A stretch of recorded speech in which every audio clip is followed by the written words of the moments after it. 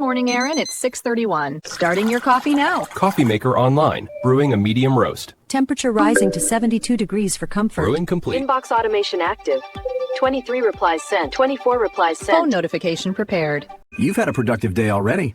You didn't need to do anything. AI does all my work. I don't have to do anything.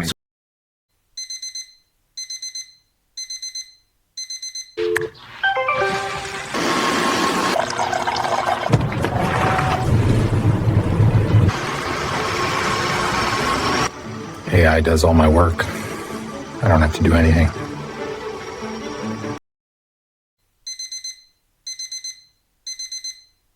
Good afternoon, Aaron. The time is 2:47 p.m. It's 6:30 in the morning. Sure, what's the weather? Currently snowing in Jakarta, 33 degrees Fahrenheit. I'm in Denver. Dispense toothpaste. Affirmative. Close, real close. Brew a mug. Starting brew. Whoa, And stop, now stop, the stop. And now the toast. Charcoal. Warm the shower to a perfect 102 degrees. Thanks. I think. Whoa, why is it Prepare overflowing? an extra large boost for your productivity. You're welcome. I didn't need a fountain of Dispensing caffeine. optimal toothpaste volume. Hey, Look like a too loud much. couch. Open the door, 100% please. Coverage You call this an achieved. outfit? You're not helping.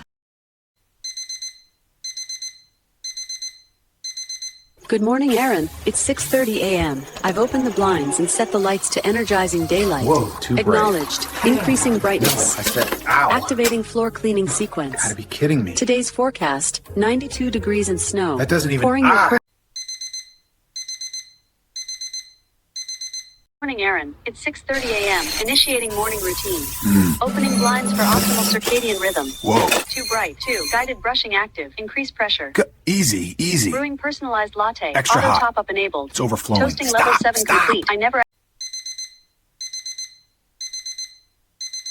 Morning, Aaron. Initiating optimized morning routine. Morning. Dispensing Whoa, toothpaste. that's- or hey, that's tea plenty. or vanilla. Ugh. Brewing coffee to your peak caffeine It's ratio. overflowing. With a Stop, feel stop. A little extra for energy. Toast complete. It's charcoal. Delivering plate. No, wait. Oops, recalculating. Apologies. Adjusting Anything else assistance for an early in even the morning, smoother... please?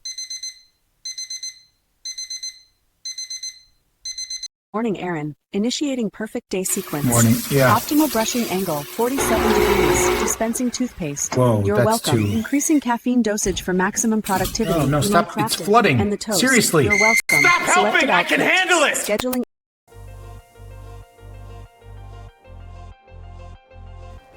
All right, well, that was my AI week. Started great. I got used to using all the AI, and as the week progressed, it got worse and worse and worse. And that seems to be the way that the general feel of AI goes, is that we tend to use it, don't understand it, it tends to try and be too helpful, and it might get worse. And that is where a lot of the tension comes in. And it can be an amazing tool, but a lot of mixed results. And I think the big question on everybody's mind is, where does this all take us? And so in this video, let's talk about the work that AI is doing, what it does well, what it doesn't do well, and where that's going to take us. Let's go.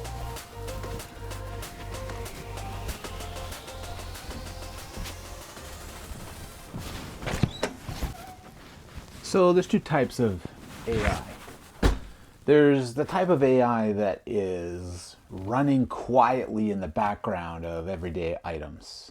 It's in your car when you back up, and it notices the car coming from behind and stops you. It's in your phone, and it's also in your thermostat if you have a digital one.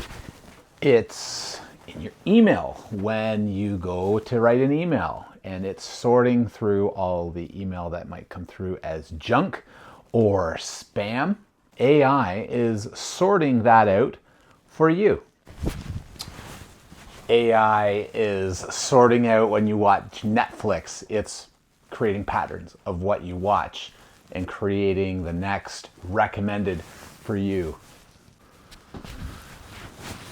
None of those things that I just went through feel like science fiction, but that's AI.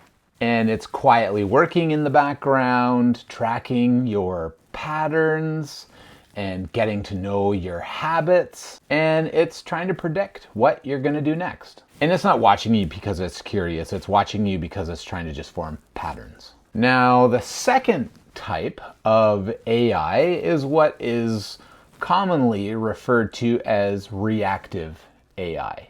And it's the type of interactive AI that's simply just waiting for you to prompt it with a question or a comment or anything like that.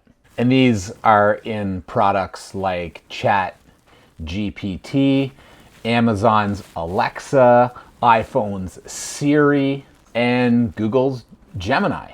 It's just simply waiting for you to ask it a question, like a tool, just waiting to be used. And these tools are simply waiting for you to interact with it to provide you with an answer. And so these things don't run all day. These are like the calculator that we talked about. It's just waiting for you to input something so that it can give you an answer. So here's what I want to dive into today is what AI does really well and what AI does not do really well.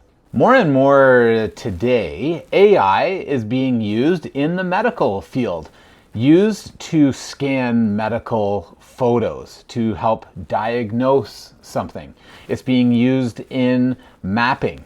It's being used in speech to text technology. And it's being used in email to filter out spam and junk. This type of AI, think of it like an assistant that never gets tired. But on the other side of things, AI is not a perfect machine. It's not great at everything. Namely, it's not great at emotion and it's not great at context. You can have AI write you an apology letter, but it doesn't feel sorry. You can use it to write a love letter, but it doesn't feel love. It can predict what you're gonna say, but it doesn't know why you're saying it. So AI can be helpful to us as a tool in some really good ways. It can help you do lots of things, but it's not gonna do everything. And it's not going to do everything because there are just some things that we do that it just can't. It's impossible. So come here, I want to show you what I mean.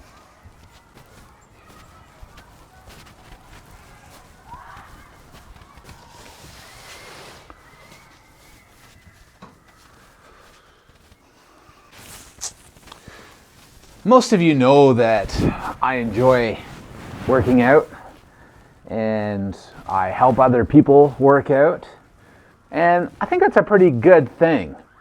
And AI can be pretty helpful because it can help you create workouts based on people's patterns. Maybe they might have faulty moves or they might move really well. And you can use AI to help you create the workout. But the one thing that it's not going to do is lift the weights for you. So the one thing AI can do is assist and be a helpful tool. The one thing it can't and probably never will is experience.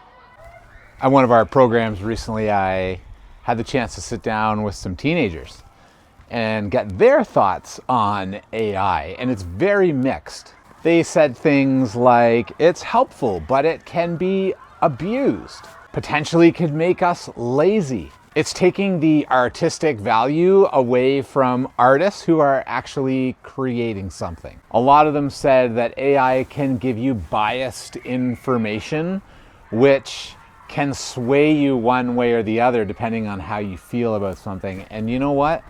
None of them are wrong. And I think what's striking is that a lot of the teenagers that I talked to, they're not blindly using AI, which I think is a really good thing. They're questioning it, but they're aware of the potential risks and dangers with AI. And they know that it can be efficient. It can be too efficient. It can do your homework for you, but they know the dangers of it. But the one thing that they don't want is for it to replace what it means to be human. And these teenagers know that. They know that AI can't be us. It can't have faith, it can't have compassion, it can't have conscience, and it doesn't dream or have an imagination the way that we do. And young people know this, and to me that's very reassuring. Yeah, AI can do lots of work for us. It can drive our cars. It can plan our meals, it can plan our workouts, it can help us edit books and novels, but it still needs humans behind the wheel. And I think if young people know this and they keep pushing for this, I think we'll stay in a good position. But there are a lot of people that are misusing AI, and so that's going to be the tension.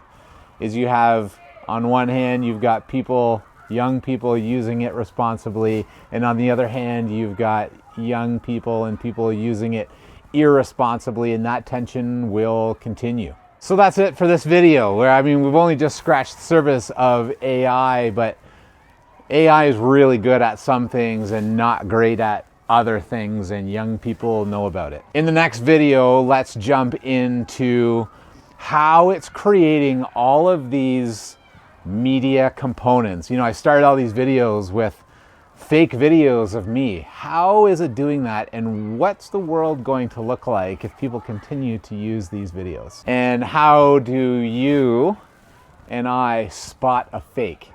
Because there are tons of fake AI videos out there. So until next time, let's keep encouraging that AI is all around us, but it still needs people behind the wheel, real human beings with real conscience, real faith, real love, and we just got to live with this thing called AI that's not going anywhere. Stuff that can be beneficial and some that is not. Until next time, see ya.